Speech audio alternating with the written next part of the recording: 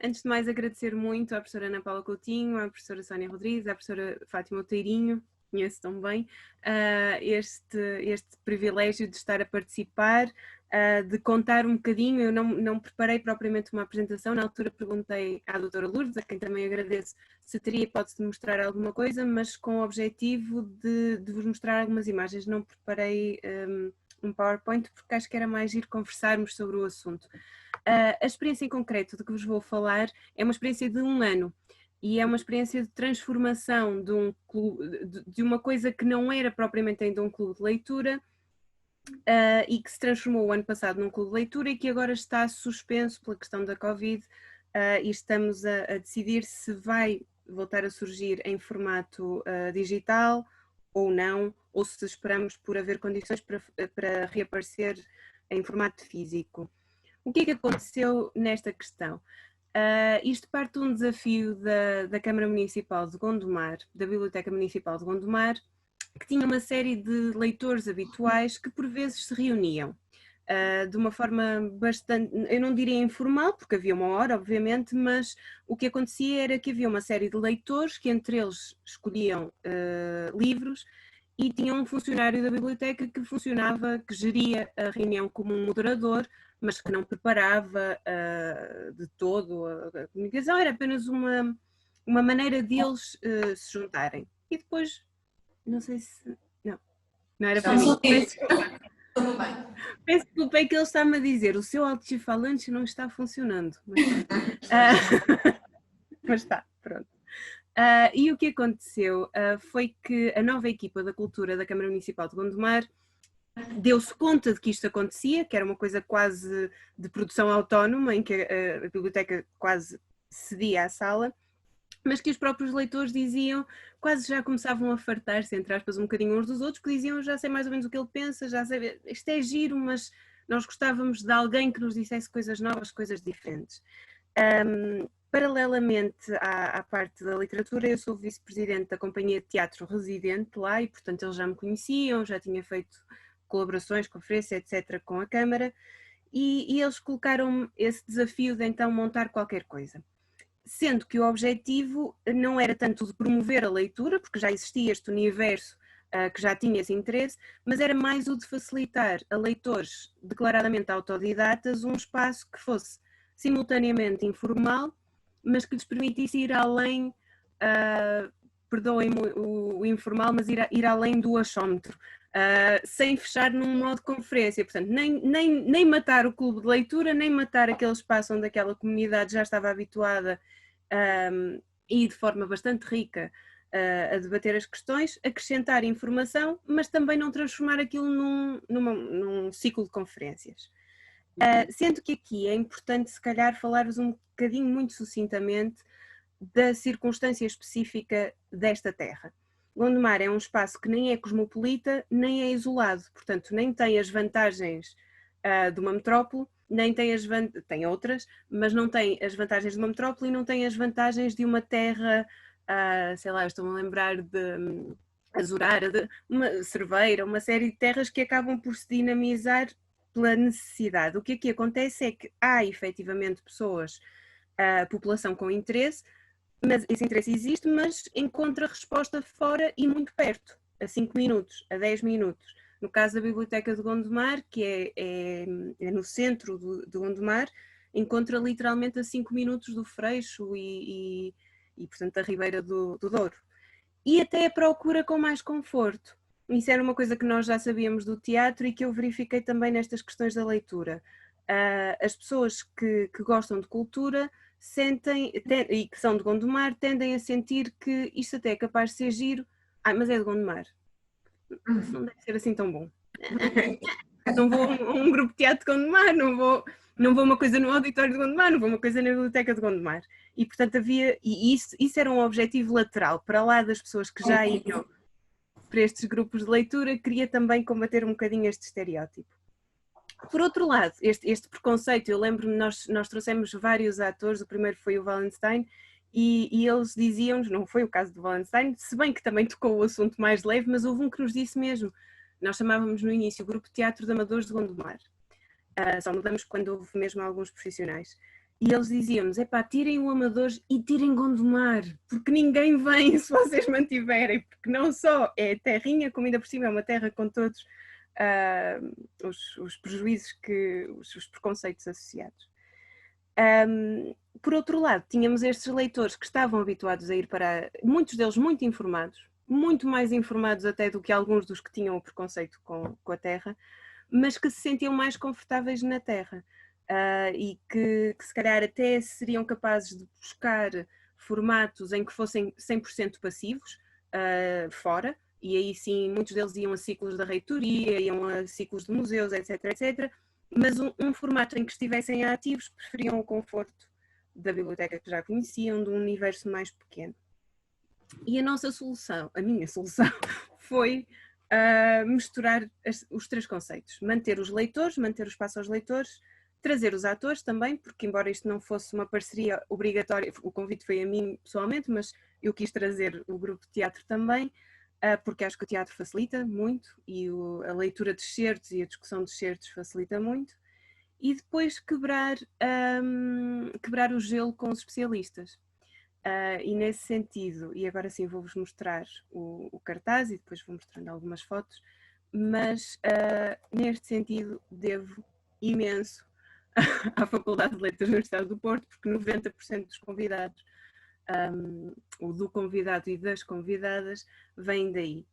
E portanto o que nós tivemos era uma sessão por mês em que havia um livro. Como é que foi a seleção destes livros? Eu não quero ocupar demasiado tempo, mas como é que foi a seleção destes livros e de que maneira é que eles eram conhecidos e trabalhados pela comunidade? Os critérios, primeiramente concertados com o Pelouro da Cultura, foram muito pragmático e que eu achei extraordinariamente positivo e no qual não tenho mérito nenhum porque a ideia foi deles. Disseram-me eles a certa altura, o livro tem que estar disponível à venda, coisa que eu achei positiva, mas eles acrescentaram, é que nós já pensamos que era uma ideia gira fazer um passaporte do Clube da Leitura. E isto era uma coisa excepcional, que era as pessoas literalmente, e eu queria mostrar-vos, e não sei, acho que não guardei para mim, mas havia um passaportezinho de cartolina muito bonito, com quadradinhos por sessão, e se as pessoas no início passavam pela entrada da biblioteca, carimbavam a sua vinda a essa sessão, e ao fim de 3 sessões, portanto isto não era particularmente útil para as 3 primeiras sessões, mas a partir daí sim, recebiam um livro. Portanto, indicavam um livro destes, indicavam à biblioteca qual era o livro que queriam e a Câmara pagava esse livro e oferecia a qualquer pessoa que fosse a 3 sessões, se fosse a 6 sessões, ofereciam 2 livros. E isto foi muito engraçado, eu lembro-me de ter as pessoas depois que eu comecei a conhecer, deixavam recados uns aos outros, olha, eu não vou poder ir naquele mês, mas por favor lembra o senhor tal para não se esquecer de me. Então o Virgem Negra de Mário Cesarini era assim uma coisa estranha que chamou muita atenção, mas foi de facto uma forma, eu não diria de gerar um apelo extra, porque eu acho que as pessoas que estavam lá e as que se foram juntando tinham esse apelo, não acho que ninguém se tenha juntado pelo livro, acho que o livro facilitou o acesso à leitura, porque algumas das pessoas iam e diziam, não tenho livro, não encontrei nas primeiras sessões, e isso foi desaparecendo. Outro critério concertado com a Câmara, Sofia. Estamos em 2019, isto é 2019 que decorreu, portanto estamos no ano centenário, eles disseram-me imediatamente que tal 50-50, pode ser 50-50 com metade dedicada à Sofia, e assim fizemos, e eu optei por fazer mês sim, mês não, e ir a textos de cariz diferente, portanto ir ao lírico, ir ao infantil-juvenil, ir ao texto para adulto, começar até pelo texto para adulto, para abanar um bocadinho a ideia de Sofia. O nosso terceiro critério foi bastante menos profundo, mas ao mesmo tempo teve uma certa piada, que foi, bom, já que estamos com efemérides, então vamos escolher livros que sejam terminados em 9, o seu lançamento, e que ocupem várias décadas, para termos também dentro do texto contemporâneo. E daí surgiu a aparição do Virgílio Ferreira para 59, o Tempo Escandinavo do José Gomes Ferreira para 69, Os Sinais de Fogo 79, já sei que há discussão, mas 79, e o Virgem Negra para 89. E, portanto, estes foram os critérios base. Depois, como é que isto funcionou, e eu estou mesmo, não estou a acabar, mas são mais 3 minutos. Como é que isto funcionou nas sessões em si? Se calhar até aproveito e mostro-vos algumas imagens enquanto vou falando. Como é que foi o processo? Portanto, aos leitores havia esta questão, isto não são leitores já agora, isto são atores. Isto decorria na biblioteca, no auditório, inicialmente era uma coisa muito mais formal. Nós não quisemos também cair naquela falácia. No início houve a questão do, mas então tem que ser toda a gente à volta de uma mesa. Nós dizemos, mas nós queremos tanta gente, que queremos que a pessoa, os convidados que venham, seja realmente ouvido e entre na conversa, e portanto demos a posição de destaque ao convidado, mas não numa ótica de conferência, numa ótica nem de aula, numa ótica de conversa, em que depois a pessoa se sentava noutros momentos na parte dos atores, etc. Os atores muitas vezes, por acaso aqui não estavam incómodos de todo, mas às vezes tinham posições mesmo incómodas e estavam em posição no palco, na sala o tempo todo. Portanto, as salas eram assim bastante espalhadas e como estão a ver, os atores eram de idades muito diferentes e os leitores também, como verão nas fotos seguintes. O processo com os leitores já o expliquei sucintamente, era a questão do passaporte e era a questão do anúncio prévio. O anúncio prévio que permitia, depois aqui os especialistas, nós depois conseguimos... reparem, por exemplo, que sendo a biblioteca, neste momento eles tinham uma exposição que não teve nada a ver connosco. Era uma exposição sobre grandes movimentos políticos de rua. E, portanto, nós tentávamos minimamente integrar aquilo com os textos que íamos fazendo. As fotografias já agora agradeço, são da Joana Souza, da Inscannen. E depois havia muito lugar à conversa. Havia fases, não, ou por outra, havia um guião para mim, mas que só eu conhecia, nem os atores sabiam exatamente quando é que iam entrar, o máximo que eu lhes dizia era a ordem, o público de todo, e o convidado também não. Portanto, eu tentei que fosse uma lógica, que houvesse um guião para mim, que houvesse uma lógica temática, mas que as coisas não acontecessem de forma fixa, não fosse agora fala o especialista, agora entram os atores, agora fala o público. Aliás, o público a qualquer altura podia... Eu não vou dizer interromper, porque senão então é falácia total. Não podia interromper, podia participar a qualquer altura e participavam de facto, que é uma das atrizes. Aqui temos, por exemplo, a professora Celeste Natário, nem todos foram especialistas de literatura. Nós começamos precisamente a primeira convidada para falar da aparição do Gil Ferreira, foi a professora do Departamento de Filosofia. A estes leitores, só para vos falar um bocadinho, estes atores que são todos atores amadores, portanto não há aqui atores profissionais, e de todas as idades. Por exemplo, aqui a Maria Laurentina é uma professora primária reformada, que está no nosso clube, no nosso grupo de teatro, etc. Todos eles tiveram uma série de sessões prévias comigo, não apenas, óbvio que tiveram os ensaios e tudo mais, mas tiveram sessões sobre o autor, sobre o livro, sobre, no fundo, uma sessão prévia ao que ia acontecer, uma sessão em que estávamos os 7 ou 8 que íamos participar nessa tarde, e muitas vezes aquilo foi crescendo e a partir de certa altura eles já me pediam e eu fazia-lhes a cedência de artigos, que eu às vezes falava muito e dizia, pois, porque também há aquele artigo, sei lá, de Gaspar Simões e não sei o quê, por causa do Virgem Negra, do Fernando Pessoa, das questões da sexualidade. Então manda-me isso, manda-me PDFs, e depois no ensaio a seguir já tinham lido, ou seja, acabou por ser uma espécie de primeira camada do clube de leitura aconteceu dentro do grupo de teatro. E finalmente, os nossos convidados, como estão a ver, as pessoas, já agora aproveito esta fotografia, as pessoas acorriam com cadernos, com o livro, com cadernos, com perguntas, com as notas que elas próprias tinham tirado à medida que liam o livro, e tinham sentiam esta proximidade. Também os convidados fomos extremamente privilegiados nisso. Eu conhecia a maior parte como aluna e, portanto, consegui escolher as pessoas que de facto tinham, estão a ver aqui, não é, com os livros, tinham esta abertura de espírito e a paixão pela literatura simultaneamente. E depois intervinham imenso. Finalmente, então, aos convidados, pouco ou nada lhes foi dito. Só lhes foi dito, vamos falar sobre aquele tema e o grupo de teatro também entra. E as pessoas são muito simpáticas, a maior parte são autodidatas. Acho que pouco mais, a professora Ana Paula Coutinho está aí, pode confirmar, acho eu, que está aí. Muito pouco lhes disse, e foi propositado. O meu objetivo foi mesmo tentar que cada pessoa estivesse confortável, incluindo o orador, e por isso mesmo tivemos sessões muito diferentes consoante o orador em causa. Portanto, houve casos em que de facto a coisa se aproximou um bocadinho da conferência naqueles momentos em que o orador falava, e houve outros momentos em que de todo. E lembro de um momento que nos comoveu imenso em que a professora Maria Luísa Malato partilhou connosco, literalmente ofereceu a muitos, se não à totalidade dos leitores que estavam presentes, fotografias tiradas por ela.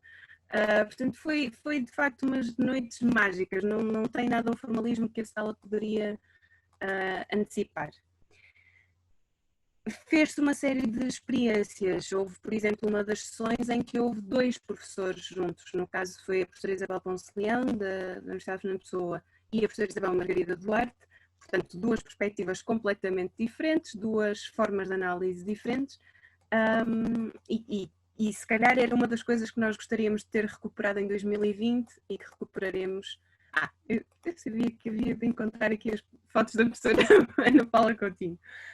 E que quereremos sem dúvida recuperar nas próximas vezes. Esta ideia de convidados com olhares diferentes. O meu objetivo final foi então o intercalar da sessão e o intercalar do discurso com os certos do texto e os certos do texto serem geridos por temas, o que permitia que às vezes o meu guião fosse completamente pela janela fora, porque de repente o meu convidado estava muito mais interessado, estão a ver, não é? O meu convidado estava muito mais interessado noutro tema, que eu tinha pensado que ao fim de 4 pontos ia ali, e rapidamente nós tínhamos que, desculpem, enganei muito depressa, rapidamente tínhamos que reconverter a própria leitura, porque as leituras estavam a par com Eu agora fui buscar os livros, que tinha para ali os livros, e encontrei, por exemplo, os apontamentos, que eram folhinhas assim, em que eu tinha notas para mim a dizer: o Diogo é o poema Virgindade e Sexualidade. Se falarem em virgindade e sexualidade, manda avançar. E os atores estavam preparados para isso também. Portanto, eles sentiam que estavam a fazer um serviço aos leitores. E os leitores sentiam que tudo aquilo estava ali em função deles. E, finalmente, a última questão. Então, e estes convidados? Ali a professora Maria Luísa Malato, gostaram das obras? Nem sempre. A professora Ana Paula pode dizer, nem sempre foram escolhidos por serem apaixonados pelas obras. E isso gerou também, facilitou o diálogo e o desafio a mim, o desafio aos leitores, e facilitou o bem-estar dos leitores. Eu lembro perfeitamente da sessão com o professor Pedro Eiras, que foi sobre o tempo escandinavo, em que ele começou por dizer, aliás, ele disse-o publicamente, portanto eu posso perfeitamente repeti-lo.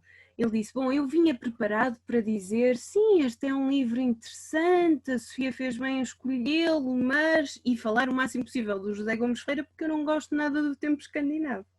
E ele avisou-me disto, e eu disse: não, mas diga isso, professor, diga isso. E ele disse, e houve uma série de leitores que disseram: epá, eu também não gostei nada, eu li isto e também não gostei. E foi neste ambiente, mas um ambiente que permitia simultaneamente esta abertura. Vou mesmo acabar agora, acho que foi o sinal da professora Sónia, eu não ouvi, mas acho que não. Não, mas eu vou mesmo acabar, eu estou ali para contar os não, mas sim.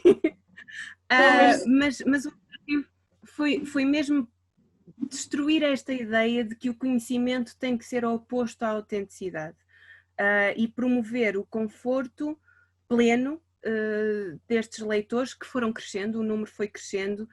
Claro que o grupo de teatro trouxe gente, a FLUP trouxe gente, porque os miúdos de Gondomar que estudavam na FLUP de repente já podiam ir, porque o professor deles vai, portanto já não é a Parolice de Gondomar, já é o meu professor da FLUP, já passa a ser uma coisa com um estatuto diferente. Mas é verdade, e portanto já levavam os amigos deles, e nós notamos isso na questão até da faixa etária, porque começaram a vir muito mais jovens depois, ali, porque vinham com um colega que era do teatro, ou com um colega que era da FLUP, e então já podia. E o objetivo foi mesmo esse, e é esse que vamos retomar, é não sentir as coisas como dispares completamente, não sentir que o trazer informação, e aliás uma das coisas que houve sempre uma síntese informativa no início, uma coisa muito mais breve do que eu estou a fazer hoje, peço desculpa, mas uma coisa muito mais breve, mas para que toda a gente estivesse minimamente confortável, falasse minimamente a mesma linguagem, e que pudessem ser momentos de partilha, mas também de aprendizagem, e sentir que isso não tem que desmotivar ninguém, mas também não tem que ser retirado para esse efeito. acho que se calhar vou ficar por aqui porque é muito mais interessante depois conversarmos e acrescentar mais informação. E agradecer muito aos convidados todos, aos oradores. Vou ficar, nem de propósito, vou ficar com esta imagem. Agradecer muito aos convidados, aos atores que colaboraram e à Câmara que me permitiu esta brincadeira, que espero repetir. Muito obrigada, Sofia, pela sua partilha da experiência. É sempre difícil nós dizermos em poucas palavras aquilo que fazemos com paixão. Por isso, passo imediatamente a palavra à professora Helena Topa para depois juntarmos as experiências todas e fazermos perguntas. Umas às outras e aos outros. Desculpe. Tem a palavra. Muito boa tarde a todas, a todos. Antes de mais, gostaria de agradecer este convite que me foi endereçado à minha querida colega, professora Ana Paula Coutinho, e é um prazer estar aqui com pessoas que estou a conhecer pela primeira vez, e isto também é importante para mim, para além da comunidade de leitura, esta comunidade de pessoas que disponibilizam o seu tempo e o seu trabalho em comunidades de leitura. Talvez seja um primeiro passo para criar aqui assim, uma espécie de rede, ou pelo menos nos venhamos a conhecer um pouco melhor. Como já foi dito, eu fui docente de línguas e literaturas de expressão online, portanto das línguas bárbaras, como dizia uma professora da Faculdade de Letras, no tempo em que fui aí aluna. E esta comunidade de leitura, especificamente, que tem o nome de Felicidade Clandestina, por Felicidade Clandestina, porque o primeiro texto que nós lemos em janeiro deste ano, ela começou em janeiro deste ano, foi precisamente o conto de Clarice Lispector, Felicidade Clandestina.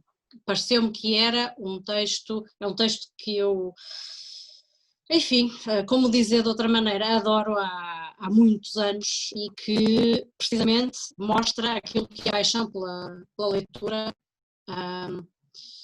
e essa felicidade muitas vezes clandestina, só nossa, interiorizada, digamos, praticada a solo, e a ideia foi que esta felicidade clandestina fosse uma felicidade clandestina a 2, a 3, a 10, e daí esse nome. Portanto, Clarice Lispector também funcionou como uma espécie de linha da nossa comunidade de leitura. Ela veio por impulso externo e interno. Externo porque houve várias pessoas que me disseram gostaríamos tanto de fazer um curso de literatura, qualquer coisa que nos pusesse a ler os autores de uma forma menos académica, menos, enfim, que não nos obrigasse a inscrever-nos formalmente numa faculdade de letras ou etc. Eu disse, mas procurem faculdade de letras, provavelmente até terá cursos desses, enfim, eu não sabia muito bem, mas também não tinha assim ideia de ver muitas comunidades de leitura. Estamos a falar na cidade do Porto, Porto Cidade.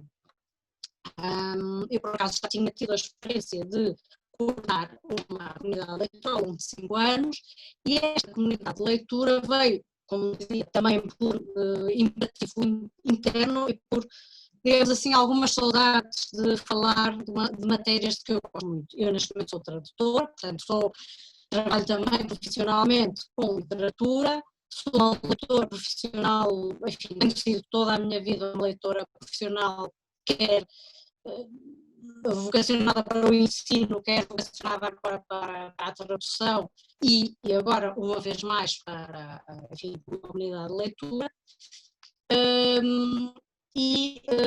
Pensei fazê-la pensando, passa a expressão, nos clássicos da literatura.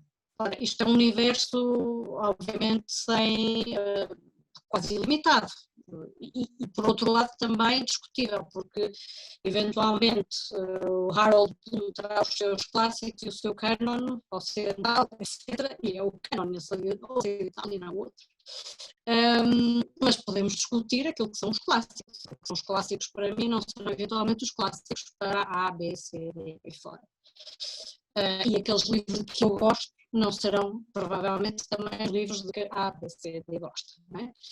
Portanto, digamos que há aqui assim, uma espécie de autocracia, ou seja, tenho sido eu a escolher os livros, embora eu já tenha dado a hipótese, e dou sempre a hipótese, de os e as participantes proporem também, eles e elas, livros, obras que tenham lido, que tenham gostado, ou que gostariam de discutir, etc.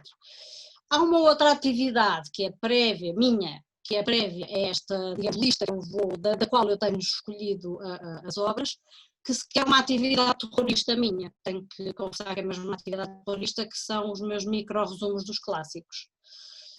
Isto veio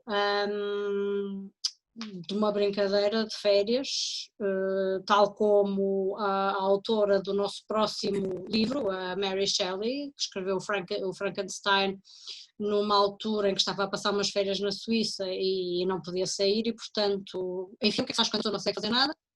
Escreve-se. Tornamos-nos criativos, pensamos noutras coisas, voltamos para o interior e foi isso que aconteceu. Portanto, esses micro-resumos dos clássicos, eu digo que é uma atividade terrorista porque eu faço esses ditos micro-resumos, uma obra, se tenha ela 500 páginas, tenha 2 ou 3 ou 4 em 3 frases e não passei. Portanto, essa foi a regra que foi estabelecida nessa brincadeira e é assim que eu continuo a fazer esses micro-resumos. Tenho neste momento talvez uns 70 e tal. E tento que eles sejam, obviamente são obras que eu já tinha lido, que eu já conhecia, outras que eu fui lendo, outras que foram feitas por encomenda também, e tenho tentado... Como? Nós estávamos a rir da encomenda, Helena. A encomenda, sim, tenho feito alguns por encomenda e para mim é um desafio, porque muitas vezes são até obras que eu nunca tinha lido ou que já não li há muito tempo e portanto faço, sem problema nenhum, é um desafio que eu gosto de fazer.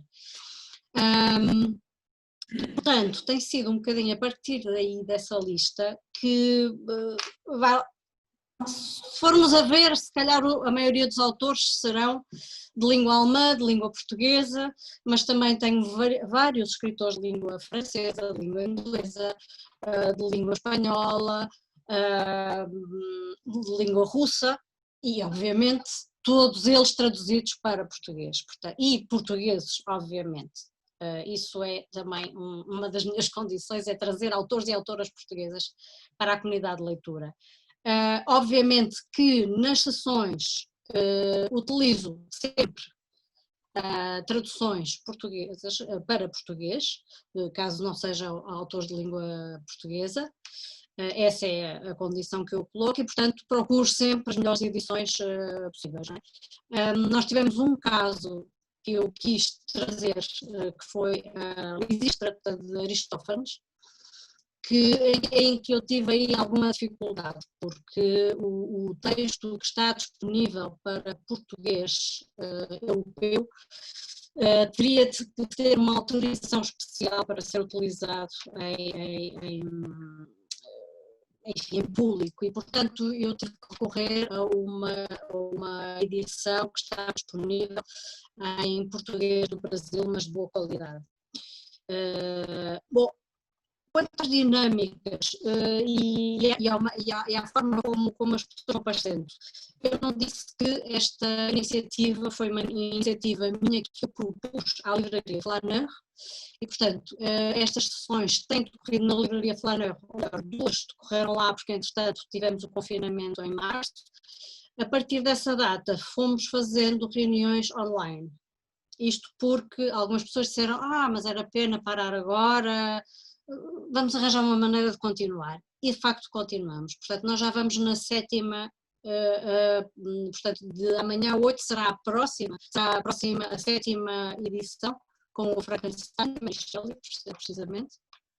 e que vamos tentar fazer como a última, em julho, nos jardins do Palácio de Cristal. Portanto, num espaço aberto, com máscara, enfim, que as pessoas num sítio e numa situação em que as pessoas se sintam confortáveis e em segurança, isso é condição sine qua non.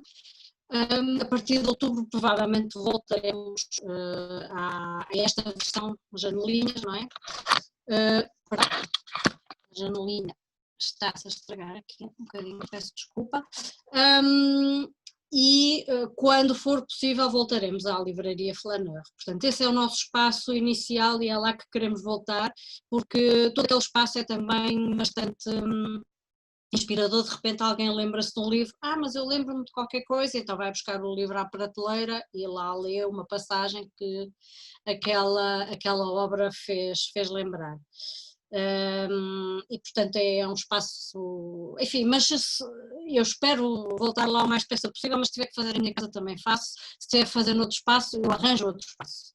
Mas sinto que as pessoas têm comparecido, portanto as pessoas têm comparecido via Flaneur, via eu própria, e depois umas pessoas vêm trazendo outras pessoas e portanto temos tido uma participação diria bastante animadora, das pessoas, 15 pessoas, também muito mais.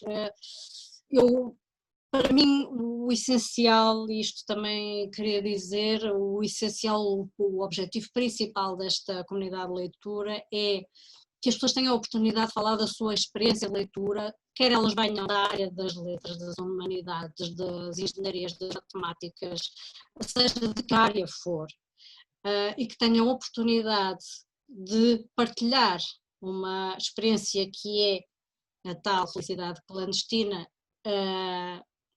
a solo, partilhá-la com outras pessoas e partilhá-la num ambiente que é informal, que não pretende ser, enfim, claro que eu tenho o meu defeito de ofício, obviamente, eu venho das letras e de vez em quando também aplico determinados conhecimentos, mas sobretudo dou a palavra às pessoas, àquelas que querem falar, porque eu não obrigo ninguém a falar, mas se alguém quiser estar o tempo todo a ouvir, a deliciar-se ou a não deliciar-se, ou a achar tudo aquilo horrível, ou dizer, mas eu não gostei nada disto, acho isto impossível, bom, então vamos falar um bocadinho porque é que esta obra, o Nariz de Gogol, por exemplo, foi o último.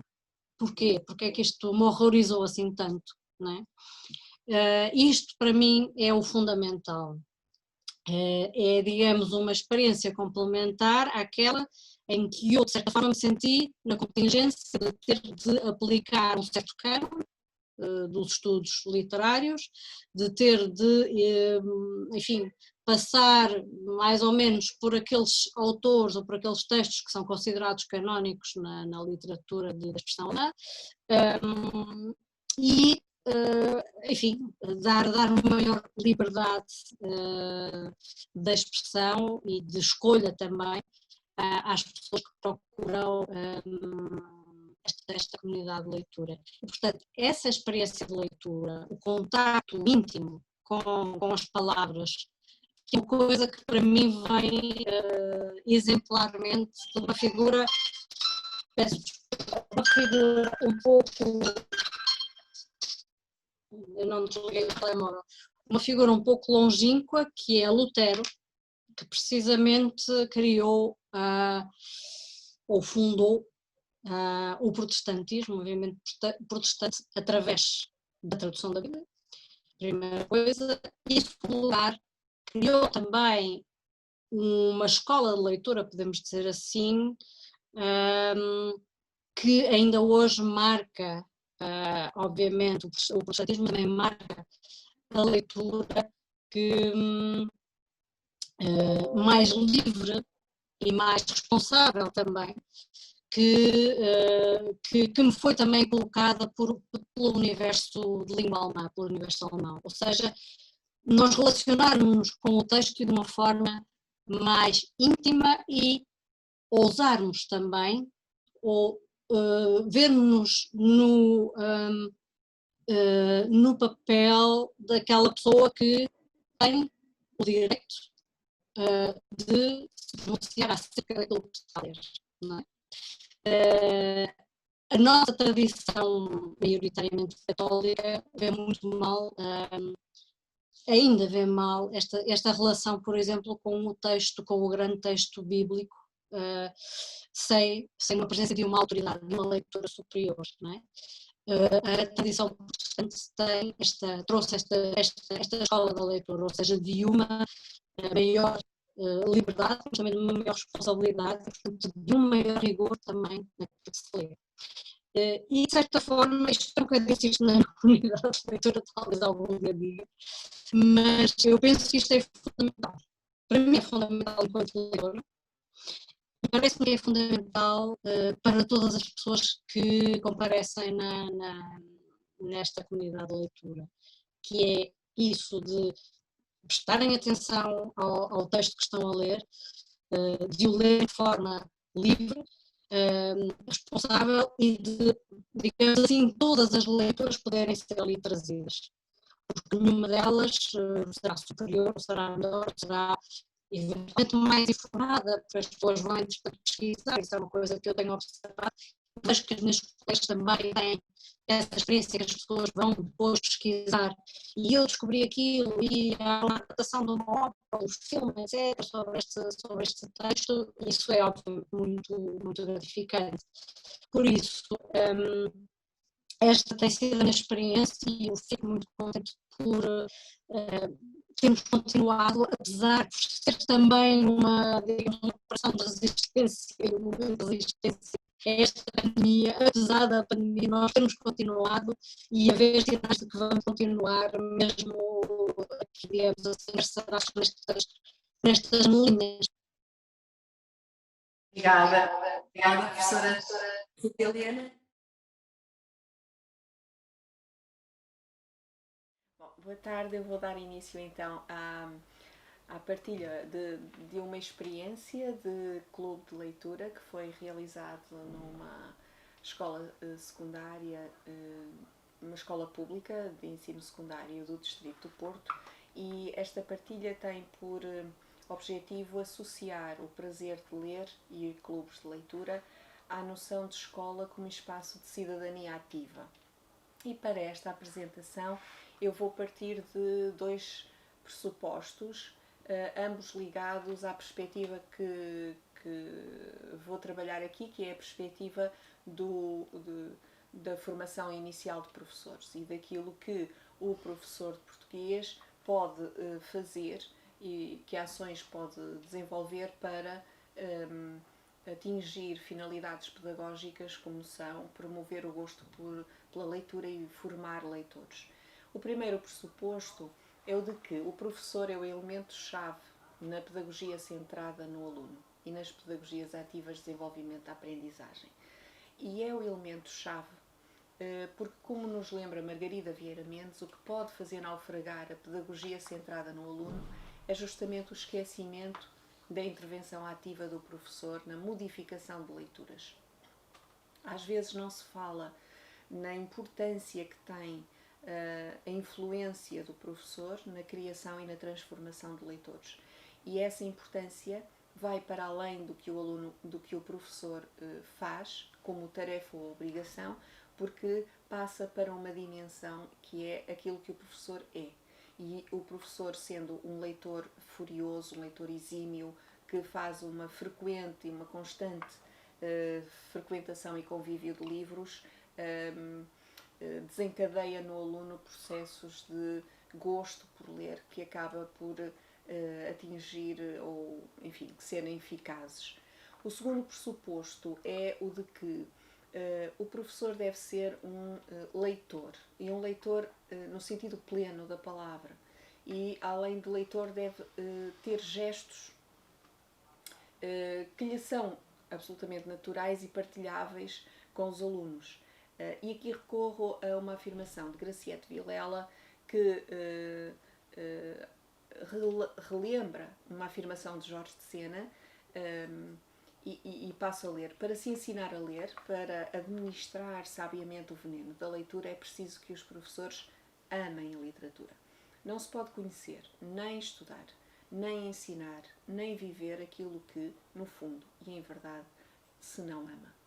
E esse amor da literatura reconhece em vários gestos. No modo como o professor pega num livro, no modo como o professor lê os textos aos seus alunos, como fala dos livros que lê e como evidencia e como transmite a sua própria experiência de leitor e de amador de livros. Sem isto, o professor não consegue trazer os alunos para essa dimensão que é o gostar de ler. Esta apresentação, como disse no início, tem por objetivo difundir uma iniciativa concebida por uma professora de português a partir de uma escola pública que integra a dinamização de um clube de leitura num contexto muito específico e de isolamento. Na verdade, é um projeto que nasce em 2016, portanto, um ano anterior ao atual quadro estratégico do Plano Nacional de Leitura 2027, mas que vai ao encontro daquilo que neste quadro estratégico aparece como a área de foco número 1, que é o alargamento dos públicos-alvo da promoção da leitura, e do que aparece neste quadro estratégico como uma ação ou medida que exemplifica este alargamento dos públicos-alvo, quando refere no documento o desenvolvimento de projetos de leitura em contextos e ambientes de leitura não convencionais, querendo com isto referir hospitais, estabelecimentos prisionais, centros de dia e de convívio, entre outros. Portanto, este projeto que vou falar tem a seguinte designação: conversar em torno dos livros numa prisão feminina, pela partilha e pela responsabilidade social. É, portanto, um projeto que nasce de uma parceria que foi estabelecida pela professora que concebeu e dinamizou este projeto, a professora Margarida Andrade, uma parceria por ela estabelecida entre a Escola Secundária de Paredes e o estabelecimento prisional de Santa Cruz do Bispo, em Matosinhos. Mais propriamente com entre 80 a 100 alunas que frequentam a escola da prisão. Portanto, estão confinadas, enfim, no estabelecimento prisional, frequentam a escola. O projeto foi-lhes dirigido durante 3 anos consecutivos. Portanto, foi durante todo o ano civil, de 2017, 2018 e 2019, numa periodicidade mensal. Nos fundamentos do lançamento deste programa, a Margarida Andrade referia que há palavras e leituras que libertam. É com este espírito de solidariedade, de partilha, de cidadania ativa, que pretendemos informar este projeto, que é essencialmente de leitura e que visa levar novos géneros literários, novos autores, novos gostos, junto das reclusas do estabelecimento prisional, discutindo abertamente ideias, problematizando temas e discursos, de forma a romper horizontes e libertar imaginários. Portanto, os objetivos que presidiram a este projeto foram os de prestar um serviço social junto de uma população prisional de uma cadeia, promover a leitura e promover a leitura junto das reclusas, ajudar através desta via a reinserção das reclusas, quer pela partilha de leituras, quer pelo desenvolvimento da literacia, e potenciar talentos que saem desta parceria entre as bibliotecas dos dois estabelecimentos, mas também entre profissionais, não só professores de português, bibliotecários, mas também professores de educação visual e expressões plásticas. Portanto, como é que este projeto ou este clube se operacionalizou? Houve 4 ações essenciais. A primeira, e que durou 3 anos, era o encontro mensal entre o voluntário de leitura e o grupo de reclusas do estabelecimento prisional. O voluntário de leitura era a pessoa convidada para ir e estar durante uma manhã junto das reclusas ou com as reclusas, tendo a liberdade para escolher o livro que pretendia apresentar, sobre o qual ia falar, e toda a dinâmica que pudesse desencadear e suscitar a leitura depois pelas reclusas. Portanto, a ideia era: o voluntário de leitura levava 2 exemplares do livro para oferecer à biblioteca do estabelecimento prisional, dinamizava a sessão como melhor entendesse, com um formato mais musical, mais plástico, mais verbal, comunicativo, que entendesse. E a ideia era despertar a vontade de ler aquele livro e de discutir os temas do livro por parte do grupo de reclusas que estavam no projeto. Portanto, o projeto, os encontros mensais decorreram durante todo o ano 2017, 2018 e 2019, com pessoas que foram convidadas e que eram pessoas com diferentes profissões, muitos professores, mas professores de diferentes disciplinas, tinham em comum o facto de todos amarem os livros e a leitura e quererem, em regime de voluntariado, contaminar e contagiar outros com esta vontade de fazer ler.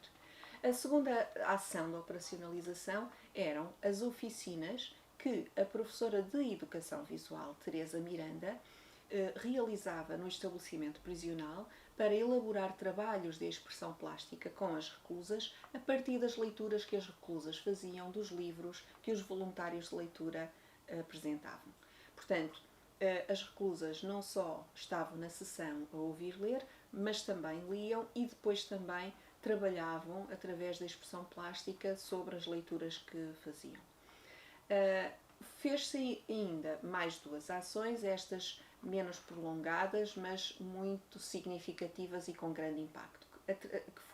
A terceira foi uma exposição dos trabalhos de expressão plástica das reclusas, sob orientação da professora das oficinas, Teresa Miranda, e com curadoria de uma professora que é também artista, Gracinda Ramos. Portanto, fizeram uma exposição dos trabalhos de expressão plástica, que eram trabalhos ligados aos livros e à leitura. E, para finalizar o projeto, fez-se uma recepção ao grupo de reclusas que interveio no projeto, uma recepção destas reclusas numa visita que fizeram à Escola Secundária de Paredes. E, portanto, essa recepção integrou discursos, integrou testemunhos, integrou um concerto de jovens do Conservatório de Música de Paredes e a exposição dos trabalhos das reclusas, apresentada e explicada, comentada pelas reclusas que foram autoras dos trabalhos.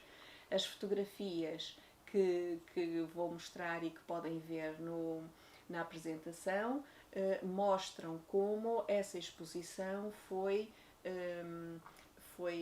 participada, partilhada, comentada em grupo nesse dia da recepção, em espaços e em contextos em que as reclusas falaram, juntamente com todos os voluntários de leitura que tinham participado, mais os alunos que tinham também participado e estado com os seus professores, naquilo que foi um acontecimento, um evento que foi uma festa em torno dos livros e da leitura.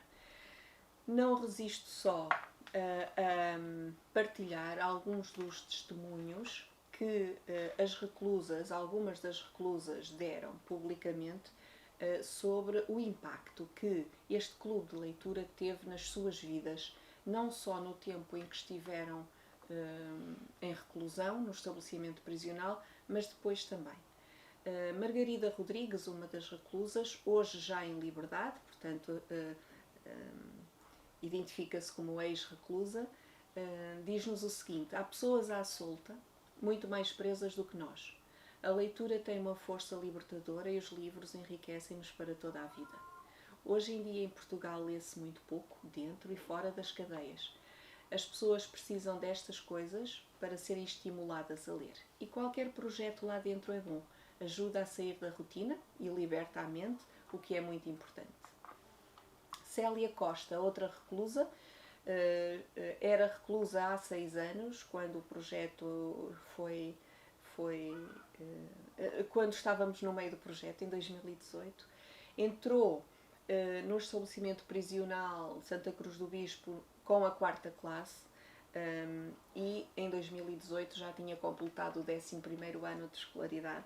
frequentou também este clube de leitura. E diz: comecei a apaixonar-me pelos livros e pela biblioteca dentro da cadeia. Agora sou fã da biblioteca.